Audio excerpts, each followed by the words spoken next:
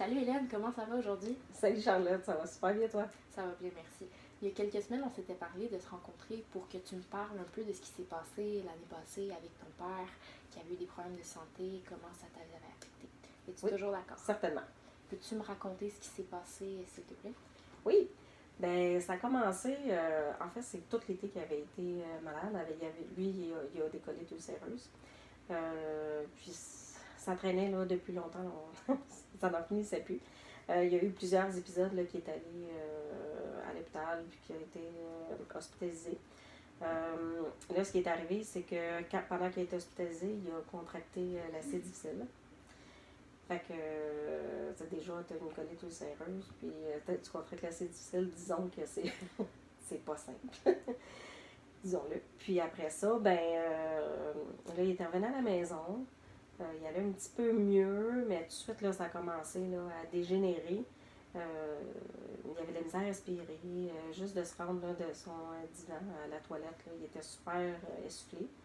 Puis moi, en tant que bonne fille, je lui avais suggéré d'aller consulter, mais il ne voulait rien savoir. En tant que, comme de fin soixantaine. Puis là, il me disait, non, non, tu vas voir, je m'en vais voir mon médecin là, la semaine prochaine, là, ça va attendre là, et tout ça, et tout ça. Fait que finalement, quand il a été voir son médecin, il était déjà rendu très, très avancé. Il a été diagnostiqué pour une pneumonie. En plus de sa colite ulcéreuse, là, c'est difficile. Là, il y avait une pneumonie qui faisait là, ses deux poumons. Puis, après qu'il a été mis là, aux soins intensifs, tout ça, ils ont fait une bronchoscopie, ça a viré tout croche. Là, ils ont vu aussi qu'il y avait un parasite qui était aussi pris sur les deux poumons. Fait que là, je te dirais que sa vie était pas mal. Tu sais, quand on dit entre la vie et la mort, là, mais c'était ça. Après la bronchoscopie, là, ça avait mal viré. Fait que, c'est vraiment, là, c'était pas évident. Fait que j'ai décidé que j'allais dormir, là, les 3 nuits.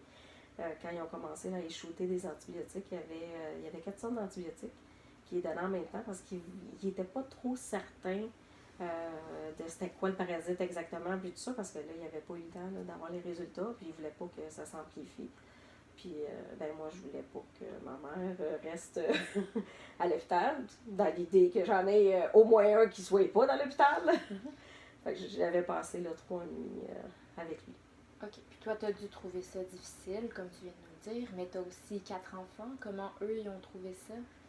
Quand le grand-papa il est malade, en fait, ça les ramène beaucoup à leur passé, de quand que leur papa il était à l'hôpital. Puis, ça les secoue beaucoup. Bon, disons que là, il nous a habitués à je vais à l'hôpital et je reviens, je vais à l'hôpital et je reviens. Tandis que leur père, lui, c'était je vais à l'hôpital et je reviens plus. C'est sûr qu'au départ, là, les enfants, là, ils étaient toujours ben là, papa, il reviendra plus, puis tout ça. Mais à force, là, ils ont compris que c'est pas parce que tu vas à l'hôpital, que tu dors là, que tu reviens plus. Fait que là, au moins, il y a ça. Mais ils s'ennuyaient beaucoup. Fait que moi, je m'arrangeais là, quand j'allais le voir avec le téléphone, là, un petit sur Facebook, un petit FaceTime Facebook. Là. Fait que des fois, là, ils pouvaient se voir comme ça. Mais j'attendais là, qu'il soit aussi un petit peu mieux parce qu'il y avait tellement de difficultés à respirer qu'il ne réussissait même pas là, à mettre 2 mots d'affilée. Puis ça, ce cheminement-là, là, ce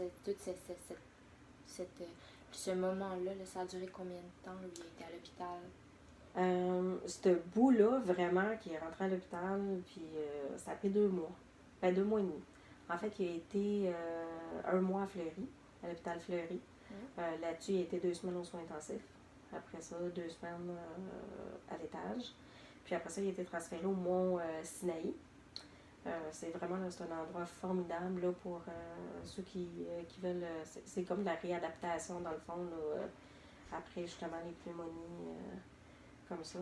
Puis ça, vous avez vraiment vu la différence, ça a vraiment changé. Ah, Ça tout est à fait.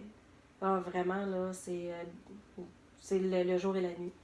C'est à l'hôpital, là, il était même pas capable là, de marcher 2 pas.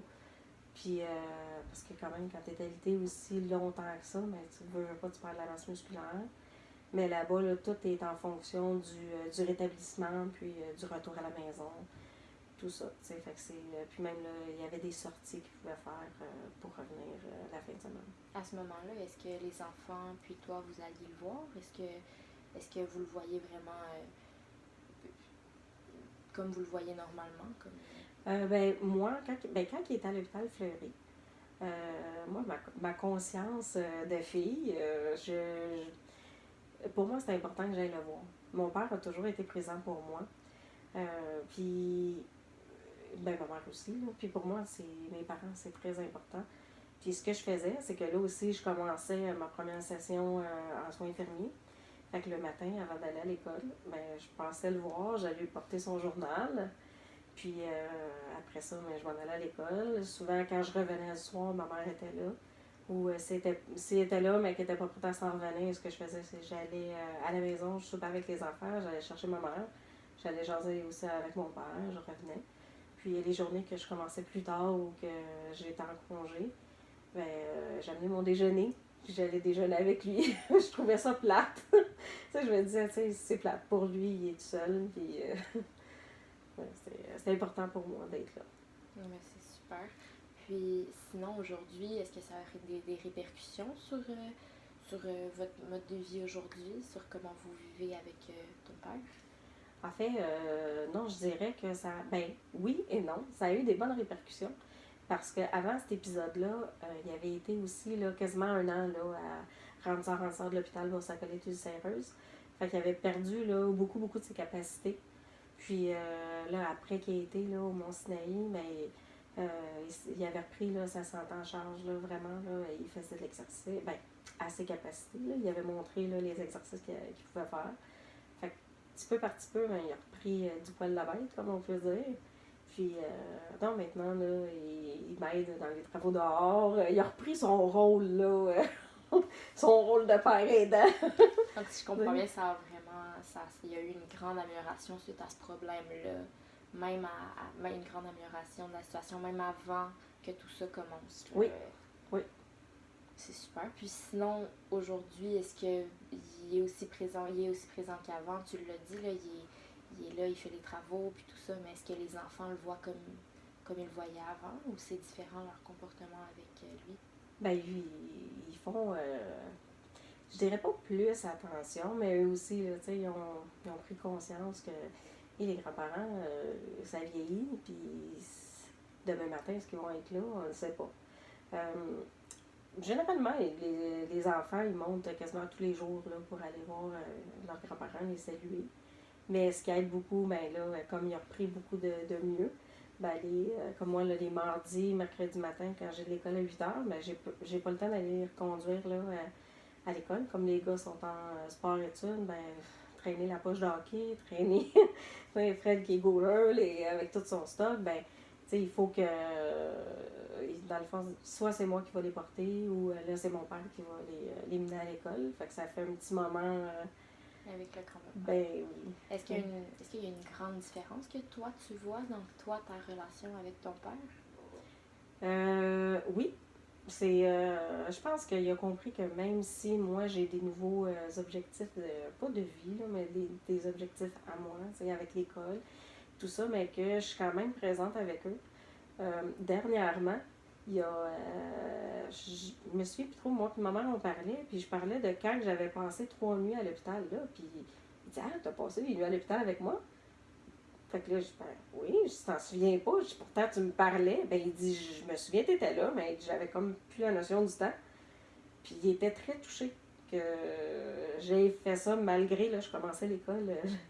Après la 3e nuit, j'ai passé une nuit à la maison, puis je commençais l'école après, là. Fait qu'il était, c'est ça, il était touché que je sois restée avec lui, les enfants étaient à la maison, mais avec mon neveu qui a 23 ans, c'était correct aussi. Puis les enfants aussi étaient contents que je sois là, comme ça, s'il était pas arrivé quelque chose, là, il était pour le savoir. Je savais que ma mère était mieux comme ça aussi, elle dormait elle dormait plus sur ses 2 oreilles, elle avait un meilleur sommeil.